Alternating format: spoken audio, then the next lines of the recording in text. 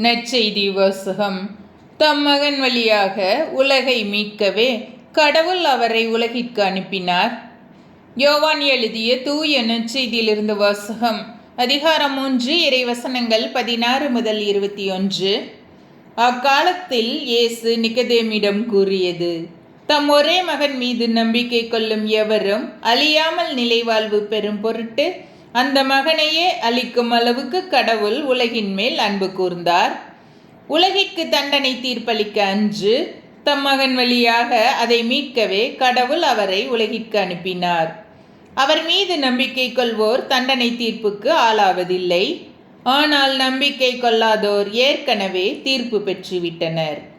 ஏனெனில் அவர்கள் கடவுளின் ஒரே மகனுடைய பெயரில் நம்பிக்கை கொள்ளவில்லை.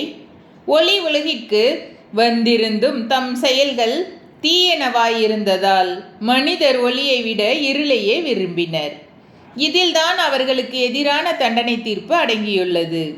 தீங்கு செய்யும் அனைவரும் ஒளியை வெறுக்கின்றனர். தங்கள் செயல்கள் வெளியாகிவிடும் என்பதால் அவர்கள் ஒளியிடம் வருவதில்லை. உண்மைக்கேற்ப வாழ்பவர்கள் ஒளியிடம் வருகிறார்கள். இதனால் அவர்கள் செய்யும் அனைத்தையும் கடவுளோடு இணைந்தே செய்கிறார்கள் என்பது வெளியாகும். ஆண்டவரின் அருள்வாக்கு. கிறிஸ்துவே உமக்கு புகழ்.